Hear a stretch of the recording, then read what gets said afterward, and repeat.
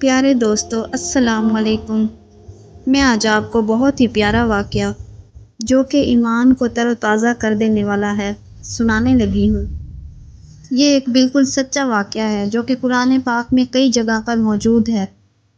فرعون اور حضرت موسیٰ علیہ السلام کا واقعہ ہے، لیکن میں آج آپ کو یہ واقعہ کہانی کی صورت میں سنانے لگی ہوں۔ یہ کہانی نہ صرف ظلم و جبر کی انتہا کو بیان کرتی ہے بلکہ ایمان اور صبر کی انتہا کو بیان کرتی ہے۔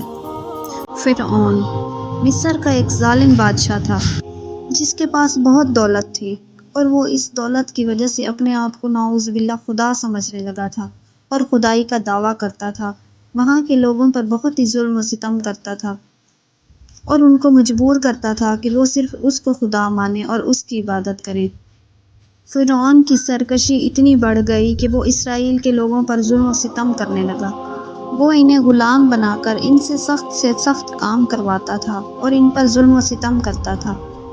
فرعون کی بیوی حضرت آسیہ علیہ السلام بہت ہی نیک اور عبادت گزار خاتون تھی۔ وہ فرعون کے ظلم و ستم کو دیکھ کر بہت پریشان رہتی تھی۔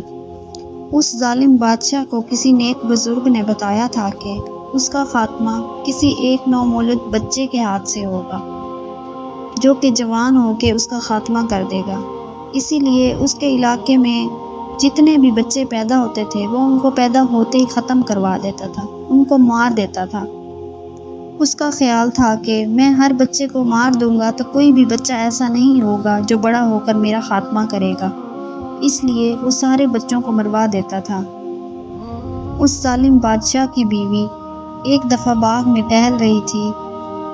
وہاں پر انہیں ندی کے کنارے ایک معصوم سا بچہ نظر آیا جو کہ پانی میں تیر رہا تھا۔ انہوں نے اپنی نوکرانی کو بھیجا اور کہا کہ اسے میرے پاس لے کر آؤ۔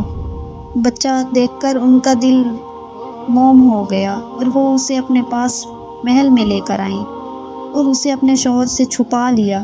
اسی طرح چھپا کر وہ اپنے شوہر کو بتائے بغیر اس بچے کی پرورش کرنے لگی۔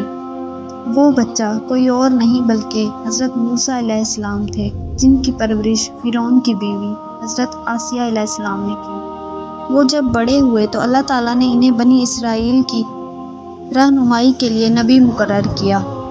جب حضرت موسیٰ علیہ السلام جوان ہوئے اور نبوت کے عہدے پر فائز ہوئے تو انہوں نے فرعون کے سامنے اللہ کا پیغام پیش کیا اور کہا کہ اللہ ایک ہے، تم اپنے گناہوں سے باز آ جاؤ اور لوگوں پر ظلم و ستم کرنا چھوڑ دو۔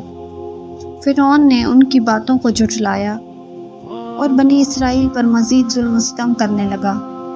حضرت موسیٰ علیہ السلام نے اللہ تعالیٰ سے بنی اسرائیل کے لیے دعا کی اور ان کے لیے مدد مانگی۔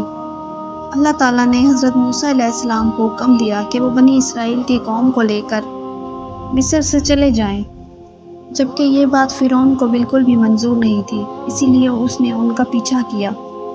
حضرت موسیٰ علیہ السلام قوم کو لے کر سمندر کے کنارے پہنچے اور اپنا عصا زمین پر مارا۔ اللہ کے حکم سے اور اللہ کے فضل سے پانی دو حصوں میں تقسیم ہو گیا اور سمندر میں سے راستہ بن گیا۔ پوری قوم کو لے کر وہ وہاں سے گزر گئے۔ جب فرعون اور ان کی فوج پیچھے آئی تو سمندر اپنی پہلے والی اصلی حالت میں آ گیا اور پوری قوم اس میں ڈوب گئی اور غرق ہو گئی۔ اس کا انجام بہت برا ہوا، جبکہ دوسری طرف ان کی بیوی جو کہ بہت ہی نیک اور اللہ کی عبادت گزار تھی، انہوں نے اپنے ایمان کو برقرار رکھا اور دعائیں کی۔ اللہ تعالیٰ نے ان کی دعا قبول فرمائی اور ان کے لیے جنت میں ایک محل بنا دیا۔